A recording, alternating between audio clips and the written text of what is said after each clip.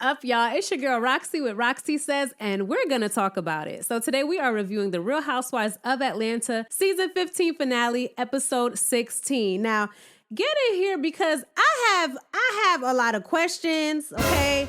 I have a lot of questions. Question number one, is Courtney the lady that Ralph went to see in Tampa?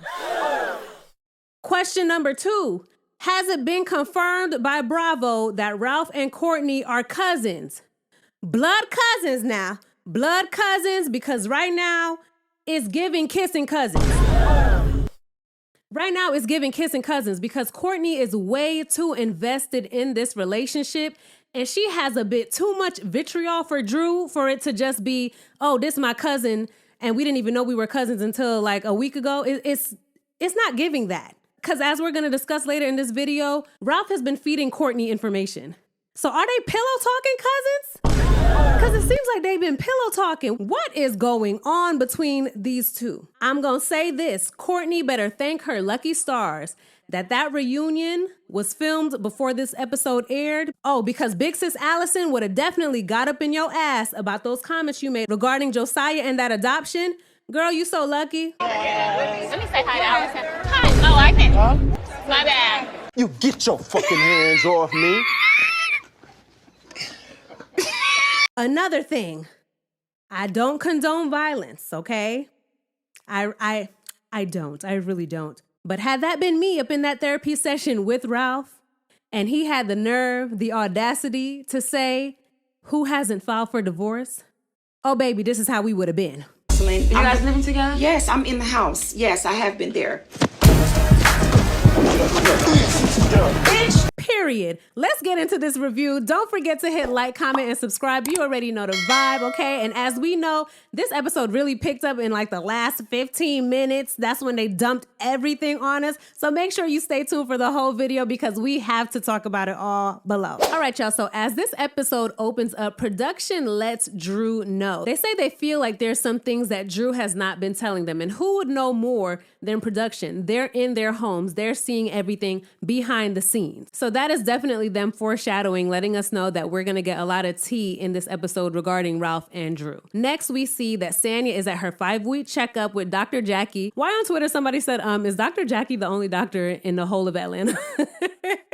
That had me cracking up. But Sanya is there for her checkup. Ross is not there. And although it was cute to see Marlo there, I was wondering, when did they get this close? Did we miss that? Because I didn't know that they were this close. I would think maybe Sanya would have her sister there or maybe a friend, like a real friend.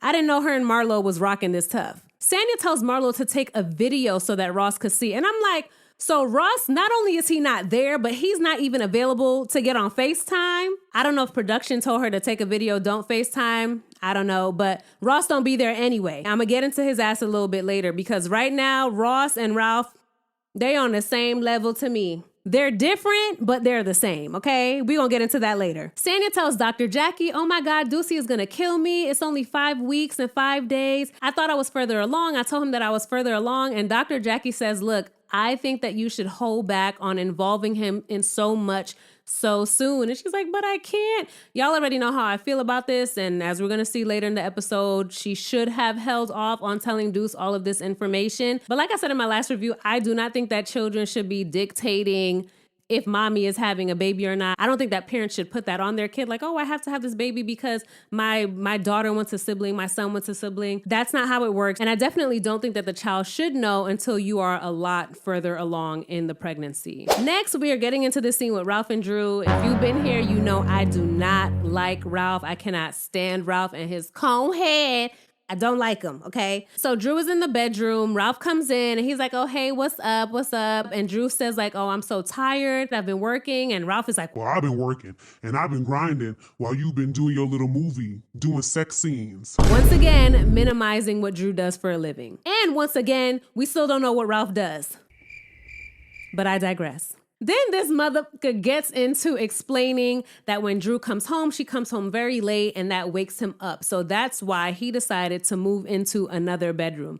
Now, I definitely understand people's sleep being disturbed, right? And them wanting to go into a separate bedroom. That's not the first time that I've heard that. But when it comes to Ralph Pittman, there is an underlying reason for everything. And I honestly think that he moved into that other bedroom because he wants his side chick to know and to see, look, boo, I haven't been sleeping in the same bed as her, okay? I got my own bed. I'm in my own room. We're not even together like that anymore. But anywho, Drew lets Ralph know that she found out that Courtney, his cousin, called her a bitch. Ralph says, look, y'all call each other bitches all the time. Courtney ain't say nothing offensive to me, so your reason for me not speaking to her is not good enough. Watch next season. It's gonna come out that Ralph and Courtney were not cousins, and that was really his side chick. I know that a lot of people don't like Courtney. I don't like Courtney either, but I do think that she's gonna be back next season, especially if Drew is on next season. Oh, Courtney's gonna be back. Oh, she's gonna be back because she's messy. Why on Twitter someone said that she looks like a Disney villain? Someone said she looked like a Disney villain, and I can't unsee it. I can't unsee it. So Ralph and Drew go downstairs and they're still having the conversation about Drew feeling that Ralph shouldn't be speaking to Courtney because Courtney called her a bitch, right? So they bring Allison into the situation and Ralph says, haven't you called Drew a bitch before? First of all, these women are sisters, okay? They're sisters. So they probably done fought before. They probably got physical before. They probably cursed each other out before. I'm not saying that it's right. I'm an only child, but I've done fought a cousin or two, okay? But those are my cousins. Like, we're still good. You feel me? You comparing her sister, possibly calling her the B word, to some random chick that y'all just met a month ago calling her the B word, that's a big difference. What's not clicking? What don't you get? Why does the most basic things have to be explained to Ralph like he's 5? And Allison says, I don't care if she called her a banana. If your wife says she doesn't like it, that's it. Take it from there and act accordingly, period. And when Allison says that, Ralph tries to shut her up and he's like, you know what? Okay, Allison, I got this. And from there alone, we can see that is exactly why Ralph did not want Allison in the house, because Allison is strong. She's opinionated. She's not going back down, and she is going to defend her sister, Drew. Allison was clocking Ralph's tea every single time, and Ralph was like, oh no, I got to get her the F up out of here. And that's exactly what happened. And now that she's back, he can't handle it. So in the next scene, we see Sheree. She's going for a little drive with her daughter. And of course, they're speaking about the Sip and See event that Sheree had. Why in this scene, production noted they messy. Sheree was talking about not stressing things. She said, look, the bill collectors be calling me and I don't even stress it. Yeah, girl, we know. Production knew to leave that part in there. So they bring up Bob's daughter, and I cannot remember her name. I feel like her name was like Candace, right? Candace. So they bring up Bob's daughter, Candace, and Sheree's daughter says, girl, I thought you knew. Yeah, I've met her before, but I thought that you already knew. So she didn't see it as a big deal. In Sheree's confessional, Sheree says, look, I'm not putting it on my kids to tell me about Bob's daughter. That's Bob's responsibility. And that is true, right? I definitely agree. Bob is the one who should be man enough to say, hey, I have a daughter. That was her damn husband, for God's sake. But seeing the relationship that Sheree has with her daughter, it seems like they're very close.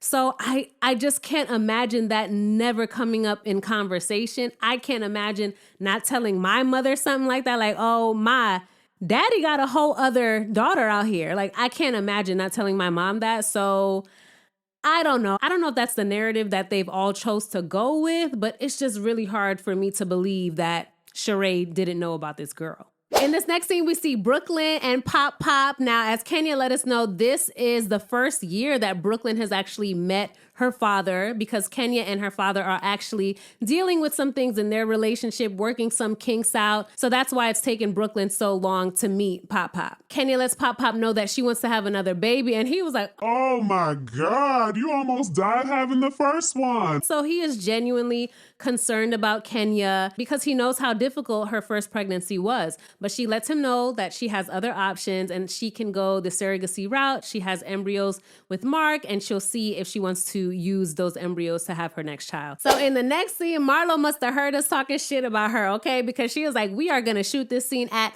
Les Archives.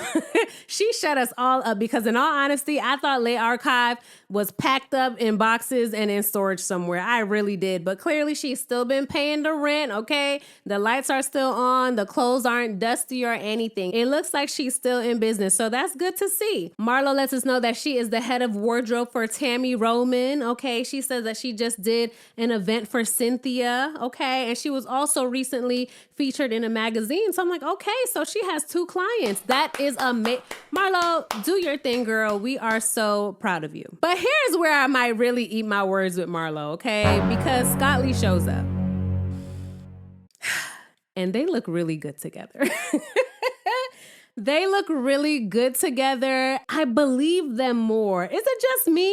The first time I saw Scott Lee and Marlo together, I was like, okay, this is a hired boyfriend. It's giving LL Cool J, Gabrielle Union, and Deliver Us from Eva. But the more that I see them, especially in this episode, I was like, I might have to shut the fuck up, okay? They look like they're getting really acquainted. Marlo lets production know, like, he is not my boyfriend. He's just a friend. That's a boy, okay? Get it right. But they do look really cute together. They are way more believable than Sheree and Martell. Like, 1,000,000 times more believable. They look comfortable around each other. They're giving each other kisses. They call each other babe and boo. Like, I'm almost hoping that this is real. And if it is, I wish you guys the best. I really do, because Marlo looks happy with Scott Lee. Bitch, in this next scene, I almost threw something at my damn TV, okay? Because this is a scene where Ralph and Drew are in therapy. So Ralph and Drew go to see Dr. Ken. Ralph is saying the same shit. Ralph is someone who just likes to hear himself speak. And the worst part about it is he thinks that he sounds so smart. He thinks that he sounds so smart. Remember in the last episode, he's like, this is very intelligent, what I'm saying. no, the fuck is not. You sound stupid. You sound dumb. Okay? And the fact that he thinks no one can tell him anything, that makes it even worse. He is someone who would make it impossible to have a conversation with. You can't tell him anything. He knows it all. You can't talk to him. Bumbleclad. So Drew says that this is a big step for Ralph, and she's happy that he's coming to counseling because he hasn't been there in so long. And I'm like, Drew, you better not go giving this dude no praises because he finally came to counseling. He should have been in counseling. He don't get no brownie points, no kudos for that. No. But Ralph says the same shit that he said before. Even though he's not in counseling, he's been doing the work and he's been working on himself. And Dr. Ken says, oh, okay, like what's something that you've done? What's some changes that you've made? And he's like, I moved out the bedroom. Ciao. And Dr. Ken is like, and he's like, yeah, I moved out the bedroom and I feel so free and I feel so liberated and I'm finally able to enjoy the fruits of my labor and I've never been able to do that before. And Drew keeps the bedroom on 80 degrees and I like it on 60. Bruh, I can't stand this man. And both Drew and Dr. Ken are looking at Ralph like he has 3 heads and he's like, I don't understand why everyone is looking at me like this. Yeah, because you sound like an idiot. You sound like an inconsiderate asshole. You sound like a damn fool, Ralph. Drew says, Ralph, even the kids have noticed that you don't sleep in the same bedroom. And he's like, that's a lie. That's a lie. And she's like, no, it's not a lie. She pulls up the text messages where Josiah says, hey, Mom, I think Dad is sleeping in a different room. And we can see that Drew smoothed it over really nicely. She says, look, yeah, he is, but it's just because I wake him up when I come home late. But everything will be back to normal when I'm done filming the movie, right? She doesn't throw Ralph under the bus. She puts the blame on herself. After she reads that text message, Ralph says, yeah, but it's the way that she says it. She's making it seem like, oh, I don't know where Daddy is. I don't know what he's doing. Bro, she just read the text message. That is not at all what she said. What the I can't. Gaslighting. She literally just read exactly verbatim what she said to Josiah. And he's saying, no, that's not what she told him. This is what she told him. Ralph needs to be evaluated. That's all I'm gonna say. But let him tell it. He's fine and he solved the problem. He saved the day because he moved to a different bedroom. Then he has the nerve to bring up Drew's best friend and he says, look, her and her husband, they sleep in separate rooms and they've been married even longer than we have and they're perfect. And Drew's like, yeah, but they're getting a divorce. And to that, Ralph responds, who hasn't filed for divorce? baby. So now it's time for Candy's big event. She is premiering her movie, The Past. I haven't watched it yet. Most likely I'm gonna, what time is it? Yeah, I'll probably watch it tonight when I'm done editing this video and posting it. I saw the trailer. It looks really good. I haven't seen a bad review yet, so I'm excited to watch it. Congratulations to Todd and Candy, Drew, Shamia, everybody involved. It looks like it's gonna be really good. But Drew and Ralph show up to the premiere, acting like the perfect couple that we all know they are not. And Drew says sometimes she doesn't even know who she's married to. One day, Ralph can be this disaster, and the next day, he knows how to show up and play the perfect husband. That is scary as hell. To be married to someone and you don't know who you're getting, depending what day of the week it is. Yeah, no, we don't got time for that. Next. So everyone is showing up and Candy is letting the girls know, like, look, Drew did her thing in this movie. She's also going to be performing at the event. One thing I do like about Candy is she always shows love. She was really bigging Drew up and letting the ladies know how amazing Drew was. So we see Cynthia showed up looking great as usual. Mama Joy showed up in her trusty wig, child. Ross's ass was there. You were able to show up for that. But not, okay, I'm gonna get into Ross later. You just wait. Child, when Courtney showed up to greet Allison, did you see what Allison did? She don't play that. Let me say hi to Allison. Hi. Oh, I can. Huh? My bad. You get your fucking hands off me. I love Allison. What's her sign? Because I like her. I'm an only child, but if I had a sister, especially if I was a big sister, oh, I would be Allison all day. Don't play with me. You was talking shit about my sister, girl. Don't come try to give me a hug. No, we not doing that. Not over here. But like I always said, Courtney is not afraid to go into the lion's den. So she says to Allison, let's step aside and let's have this conversation so we don't ruin Drew's moment. Now, she might lie, but she's still open to having that conversation. She's not going to run away. So the ladies step aside to discuss it. And Allison is like, look, girl, I asked you when we were at the wellness retreat, did you call my sister a bitch? You said no. Turns out you did. And Courtney's like, Yeah, I did. what? And Courtney's like, well, haven't you called her a bitch? And Allison says, look, you're only saying that because Ralph told you that. Like I said before, why is Ralph pillow talking with Courtney? Why is Ralph feeding Courtney, his cousin that he just met a month ago, information about his wife and her sister? What is that? And we're gonna see later in the episode, he gives her even more information. But Allison is like, you're only saying that because Ralph told you that. Like, don't even ask me no questions. You're only repeating what Ralph told you to say. But anyway, they squash it. Drew does her performance. She says that her mic is on. Yeah, her mic was on, but she was singing on top of her track. So we couldn't really hear her. He like when I look back at it back. I don't know the words. I really don't know the song. But Allison was so proud watching Drew on stage. Like, oh my God, I love Allison's love for Drew. So the episode is coming to an end, right? And they're showing everyone's update. You know how they do at the end of every season, right? So we see that Candy did not win her Tony, but she is still pushing for her EGOT, and she's currently producing The Wiz. And as we know, The Past is now streaming on Peacock. Sheree, that is how you do a rollout. Okay, that's how you roll out a product, whether it be a movie, whether it be a clothing line. You see how Candy promoted The Past through the whole season, and then at the season finale or the day before, we are able to watch the movie that she's been promoting throughout the whole season. That's how you do it. Not you promoting a clothing line for 20 years, and when you have the fashion show at the season finale, we go on the website and it's crashed. Take some notes, Sheree, but Candy, that was a seamless rollout. Like, Candy's a boss. Like, Candy's a boss. I'm sorry. She's a boss. But anywho, we see that Sheree's fibroids have shrunk. So that's great because she didn't have to do any surgery, but Sheree clearly is not afraid of surgery. I guess only when it comes to her fibroids, but okay, I digress. That's her decision, but Sheree is not afraid of surgery. Anyway, we see that her and Martell are still friends, so that's good. Next, we see that Marlo is still dating Scott Lee, and they show this little montage of them together, and I was like, Ooh, they look good. I like it. So big ups to Scotty and Marlo. I hope that y'all continue to have a good time. Yes, because it looked like all y'all gonna have a good time. Yes. Next, we see them give Kenya a slither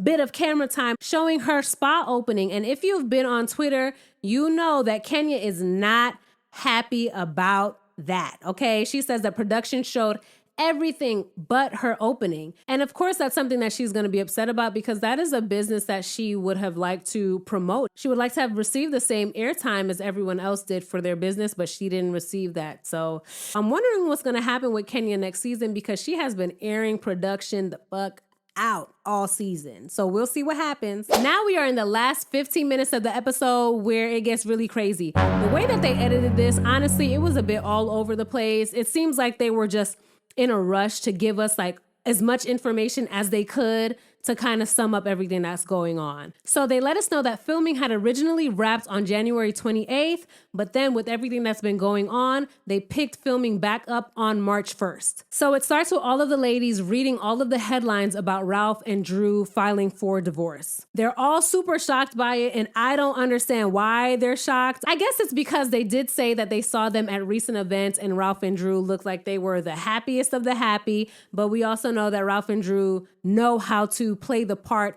of a happy couple when in reality they're not. But a lot of people do that too. So the ladies also start touching on the rumors that they've been hearing about Drew and Ty dating. Now that I believe, like I told y'all before, Ty is fine. Ty is fine, and I heard she be stealing a lot of people, girls out here.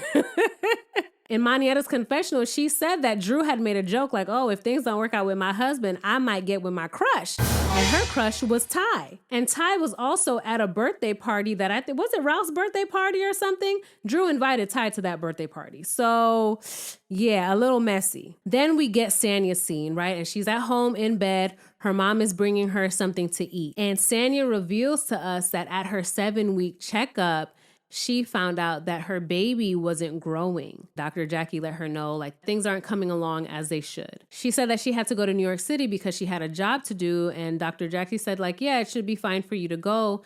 But during that trip, Sanya miscarried, unfortunately.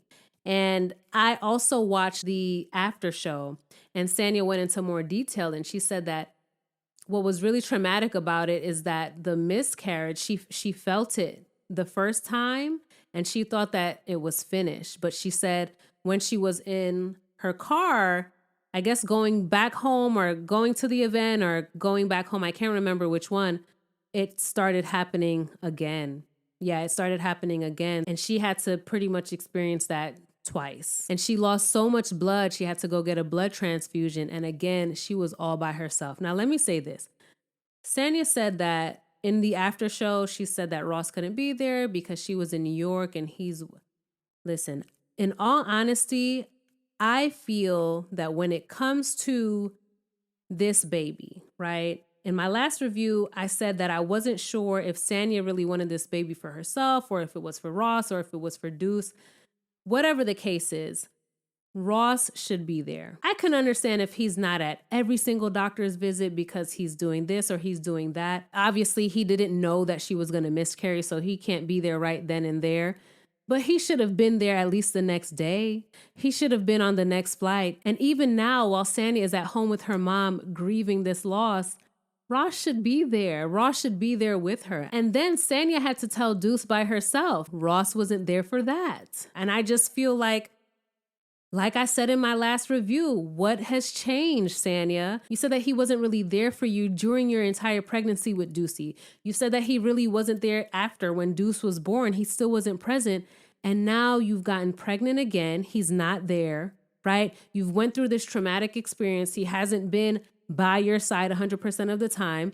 And now you're at home grieving this traumatic experience and he's not there. He's not there. And Sanya is not my favorite. Sanya is not my favorite. I've been very vocal about that. But when it comes to a woman having a child, risking her life, she's having a geriatric pregnancy and she's going through so much alone, that shit really pissed me off because I can't even imagine. How does she not resent Ross? How does she not resent Ross? after going through things like this, and he's not there. Like I said, Ralph and Ross, they do things differently, but they're the same person to me. Ross is just a lot finer. But they're on the same level to me. I'm happy to see that Sanya is having her rainbow baby. So the pictures that we've seen, I think that's the rainbow baby. We thought that it was the baby. Y'all know what I'm saying, right? But I'm happy that she's having her rainbow baby. And I wish her a safe and a beautiful pregnancy, a safe delivery. And I just hope that Ross steps up and she is surrounded by people who love her and that her husband is there for her, because from what I see, he's not. He's just not there. And I hate that for her. I really do. Ross better be bringing home some crazy, crazy checks to not be home. And I thought that the business that Ross is working at, I thought it was his business. You can't step away from your business for a day or two. And I understand that it's a show. We don't see the day to day. We don't know how often Ross is there. But from what we can see, he don't be there. So all we can go off of is what we see. And what we see is not him. That's what we see is not Ross. He don't be there. Okay. And they also let us know that Sanya's family moved out. So now Ross, Ducey, and Sanya, they have the home all to themselves. Next, we see Drew showing up to film her confessional. It is 5 days after she's filed for divorce. Then they also show us Sheree in her confessional. Now, let me say this. We've seen this confessional look for Sheree in the neon green dress. We've seen it a lot, right? But what this made me realize with, Sheree's face was that these confessionals were filmed after the season had ended, right? But this is still Sheree's normal face. So that means the confessional looks that we're getting with Sheree's new face were filmed even after these confessionals. Y'all get what I'm saying? Y'all get what I'm saying? So that means they stopped filming January 20, whatever. They picked back up March 1st, and Sheree still had her old face. She still had her old face here. So that means that they did even more filming after that, because in these other confessionals, Sheree has a new face. Y'all get what I'm saying?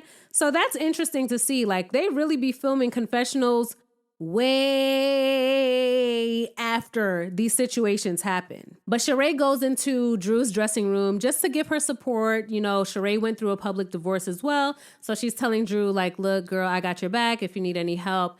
Any advice? How's your family doing? And Drew tells Sheree that her dad stopped speaking. We know that Drew's dad has been sick for quite some time. And Sheree says, yeah, that's like my dad. He passed away like 2 days ago. And everyone's like, what? 2 days ago? And Sheree starts crying. She gets really emotional. And it just shows that Sheree is rarely vulnerable, right? And the fact that her father passed away 2 days prior, and she was at work doing her confessional like nothing happened. And I highly doubt, had she not, went into Drew's dressing room and had that conversation with her, she probably wouldn't have revealed that. So it was really sad to see. The Sanya scene had me tearing up.